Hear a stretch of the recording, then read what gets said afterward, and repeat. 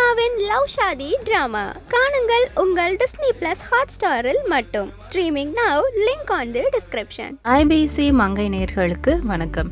கருமையா இருக்கக்கூடிய உங்களோட உதடுகளை கோவை பழம் மாதிரி சிவப்பா மாற்ற முடியும். அதுக்கு தேவையான ஒரே ஒரு பொருள் அரிசி மாவு அப்படின்றத சொன்னா உங்க எல்லாருக்கும் ஆச்சரியமா இருக்கும் இல்லையா? கண்டிப்பா அது எப்படி அப்படின்றது தான் இந்த வீடியோல நம்ம பார்க்க போறோம். ஸோ அதுக்கு முன்னாடி ரொம்ப முக்கியமான விஷயம் என்ன அப்படின்னு கேட்டீங்கன்னா, என்ன ஒரு ரெமெடி நீங்க ட்ரை பண்ணாலும் நீங்க இன்டேக்கா என்ன சாப்பிடுறீங்க அப்படின்றது ரொம்ப முக்கியம். முக்கியமா நிறைய தண்ணி குடிக்க வேண்டியது அவசியம். அதோட சேர்த்து பழங்களும் காய்கறிகளும் அதிகமா நீங்க எடுத்துக்கிட்டீங்க அப்படின்னா நீங்க எக்ஸ்டர்னலா ட்ரை பண்ற எல்லா விஷயத்துக்கும் இது ரொம்பவே ஹெல்ப் பண்றக்கூடிய ஒரு விஷயமா அமையும் அப்படின்றதுல மாற்று கருத்தே இருக்காது. நம்மளோட முகத்துல மிகவும் மென்மையான மற்றும் அழகான பகுதி அப்படின்னு கேட்டீங்கன்னா உதடுகளை சொல்லலாம். நம்மளோட முகத்திற்கு மேலும் அழகு சேர்க்கக்கூடிய இந்த உதடுகளை சிலர் கருப்பா இருக்கே அப்படின்னு சொல்லி ஃபீல் பண்ணிட்டு இருப்பாங்க. அதை மறைக்கிறதுக்காக நம்ம நிறைய லிப்ஸ்டிக்ஸ் எல்லாம் யூஸ் பண்ணலாம், லிப் பாம்ஸ் யூஸ் பண்ணலாம். ஆனா இந்த மாதிரியான கெமிக்கல் கலக்கப்பட்ட லிப்ஸ்டிக், லிப் பாம் இதெல்லாமே ரொம்ப நாள் நம்ம யூஸ் பண்ணோம் அப்படின்னா கண்டிப்பா நிறைய பாதிப்புகள் வர்றதுக்கான வாய்ப்புகள் இருக்கு. அதனால இயற்கையான முறையில நம்ம வீட்டுல உள்ள பொருட்களை பயன்படுத்தி இந்த உதடுகளை எப்படி சிவப்பா மாற்றலாம் அப்படின்றதுதான் நம்ம பார்க்க போறோம். இதுக்கு தேவையான பொருட்கள் முக்கியமானது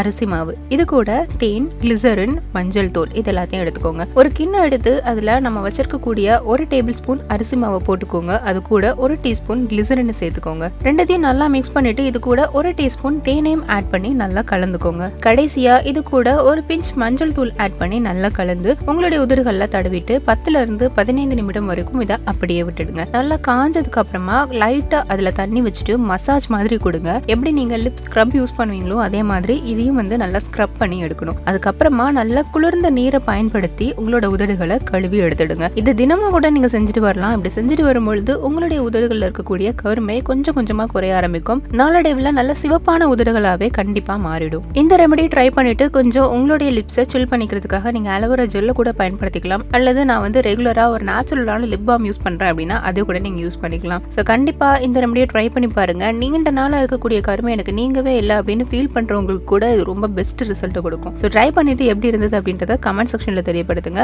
மேலும் இது போன்ற பல யூஸ்ஃபுல்லான பியூட்டி டிப்ஸ் உங்களை சேரணும் அப்படின்னா IBC மங்கை சேனலை சப்ஸ்கிரைப் பண்ணிக்கோங்க. ஹன்சிகாவின் லவ் ஷாதி டிராமா காணுங்கள் உங்கள் டிஸ்னி பிளஸ் ஹாட்ஸ்டாரில் மட்டும். Streaming now. Link on the description. அவங்க ரீசெண்டாக தான் இப்போ அவங்களுக்கு ஸ்டார்ட் பண்ணுவோம். ஒரு 3-4 மந்த்ஸாக தான் அவங்களுக்கு ஸ்டார்ட் பண்ணோம். ஸோ அப்போ அவங்களுக்கு நார்மல் பழைய லுக் தான் போயிட்டு இருந்தது. நார்மல் யூ நெக் அந்த பேட்டர்ன் தான் போயிட்டு இருந்தது. இப்போ அவங்க கலெக்டராக வரப்போ அந்த கலெக்டருக்கு ஒரு காலர் பிளவுஸ் வேணும். ஸோ அது கொஞ்சம் நல்லா ரொம்ப ட்ரெண்டியாகவும் இருக்கணும். ரொம்ப அந்த பார்த்தாலே அந்த ஒரு போல்ட்னஸ் அவங்களுக்கு இருக்கணும் அப்படின்னு சொல்லிட்டு அவங்க கேட்டாங்க. ஸோ அவங்களும் சில ரெஃபரன்ஸ் கொடுத்தாங்க. இதில் நீங்கள் ஏதாவது ஒர்க் பண்ணுங்க அப்படின்னாங்க. சரி ஓகே, அந்த காலர் ப்ளவுஸுமே ரொம்ப யூஸ்வலாக இருக்கக்கூடாது, ரெண்டுமே டிஃப்ரெண்ட்டாக இருக்கணும் அப்படின்னு சொல்லிட்டு நாங்கள் 2 பேட்டர்ன் பண்ணிட்டு இருக்கோம். ஒன்று ஷர்ட் காலர், ஒன்று சைனீஸ் காலர். ஸோ அதுலேயுமே ஸ்லீவ்ஸ் ரொம்ப நார்மலாக இருந்துருக்கூடாது. நான் எப்போதுமே என்னோட த்ரோட் ஜேர்னி என்னோட காஸ்டியூம் டிசைனிங்கில் நான் டிசைன் பண்ணாலே அதில் ஸ்லீவில் ரொம்ப ஒரு யூனிக் ஒன்று இருக்கும். ஸ்டார்டிங்லேருந்து இப்போ வரைக்குமே அவங்களுக்கு ஒரு 4-5 பேட்டர்ன் மாறி மாறி ஒர்க் பண்ணியிருக்கோம். ஸோ எல்லாமே அவங்க இது வரைக்கும் எனக்கு ரிட்டன் ஆல்ட்ரேஷன் கொடுத்ததே இல்லை. ஆனால் அவங்க ரொம்ப ரொம்ப ஹாப்பி எப்போதுமே. அதுவும் அவங்களுக்கு நான் பஃப் ஸ்லீவ் இதான் ஃபங்க்ஷன் டைமில் தான் பஃப் ஸ்லீவ் அவங்களுக்கு வைப்போம். மற்றபடி நார்மலாக இப்படி வச்சுட்டு இங்கே மட்டும் பஃப் அந்த மாதிரிலாம் வச்சுருக்கோம். எனக்கு நார்மல் பஃப் வச்சா நான் குண்டா இருக்க மாதிரி தெரியும். பட் எனக்கு பஃப் வேணும். பட் எனக்கு கொஞ்சம் மாறி மாடர்னா வேணுன்றப்போ நாங்கள் இங்கே டாப் பஃப் கொடுப்போம். ஸோ அப்போ இவள் நந்தினியுமே அந்த மாதிரி தான் கேட்டாங்க. அண்ட் அதிகமாக அந்த பஃப் வச்சிருக்க வைஷாலி தனிகனுக்கு அந்த பஃப் நாங்கள் அதிகமாக வச்சிருக்கோம். எது பண்ணாலும் பெஸ்ட்டாக தான் இருக்கும். நீ பண்ணு, நான் ஃபுல்லாக உங்ககிட்டே விட்டுடுறன்ற மாதிரி. ஸோ நான் சொன்னால் உங்களுக்கு ஒரு மேக்ஸி மாதிரி ஒன்று பண்ணலான் இருக்கேன். But it's not a maxi, it's A-லைன் மாதிரி ஒன்று பண்ணலான் இருக்கேன் அப்படின்னா ஓகே அப்படின்னாங்க. என்ன பேட்டர்ன் வேணும் அவங்களுக்கு ஏதாவது பேட்டர்ன் ரெஃபரன்ஸ் அனுப்போம். நீங்கள் செலக்ட் பண்ணிட்டீங்களா? வேணாம். மெட்டீரியல் ஆப்ஷன் கொடுக்குவா? வேணாம். என்ன பண்ணிட்டோம், நீ ஏன் பண்ணிடு.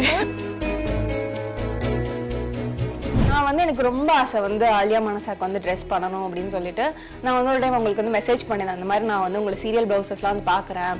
பட் நான் சொன்னேன் எனக்கு பர்சனலாக அது ஃபிட்டிங் பிடிக்கல. நான் ஃப்ராங்காகவே அவங்கள்ட்ட சொல்கிறேன், எனக்கு பர்சனலாக ஃபிட்டிங் பிடிக்கல. எனக்கு பிடிச்ச ஒரு ஆர்டிஸ்டோட சீரியலில் அவங்கள பார்க்குறப்ப அவங்களுக்கு ரொம்ப இங்கெல்லாம் இறங்கியிருக்கும். ஓகே, எனக்கு நான் ஒரு டிசைனராக இருக்கேன், நான் ஒரு பொட்டிக் வச்சுருக்கேன், நான் ஏன் உங்களுக்கு தச்சு கொடுக்கக்கூடாது, நீங்கள் எனக்கு மெட்டீரியல் அனுப்புங்கன்னு சொல்லி ரொம்ப உரிமையாக நான் கேட்டேன். அவங்க மெட்டீரியல் கூட அவங்க கண்ணிலே காட்டல. ஓகே, ட்ரெஸ் முடிச்சுட்டு அவங்களுக்கு நான் டன்ஸோ தான் பண்ணேன். அவங்க வீட்டுக்கு போயிட்டு அவங்க ஓப்பன் பண்ணதுக்கு பார்த்துக்கும் ரொம்ப சந்தோஷம் அவங்களுக்கு. ஆல்ட்ரேஷன் கூட அவங்க அனுப்பல ரிட்டன். நான் இது வரைக்குமே என்னோட பெரிய பிளஸ் வந்து யாருமே எனக்கு ஆல்ட்ரேஷனுக்கு அமிச்சதே இல்லை. எனக்கு வந்து என்ன ஃபரினா அப்பதான் வந்து குழந்தை பிறந்ததுக்கு அப்புறம் வந்து இழைச்சு நல்ல ஒரு கம்பேக் வந்து கொடுத்துருந்தாங்க. எனக்கு வந்து ரொம்ப ஆசையா இருந்தது அவங்களுக்கு வந்து ஒர்க் பண்ணணும் அப்படின்ட்டு. அவங்களுக்கு இதே மாதிரி தான் நான் வந்து மெசேஜ் பண்ணி வந்து கேட்டேன். அவங்க உடனே சரி நீ வா தங்கம் செட்டுக்கு வந்துரு அப்படின்னா. சரி ஓகே மெஷர்மெண்ட்ஸ் எடுக்க செட்டுக்கு போனா அவங்க வந்துட்டு பயங்கர ஸ்வீட். நீ உட்காரு, நீ சாப்பிடுன்னு பக்கத்துல உட்காந்து எனக்கு ஊட்டி விட்டு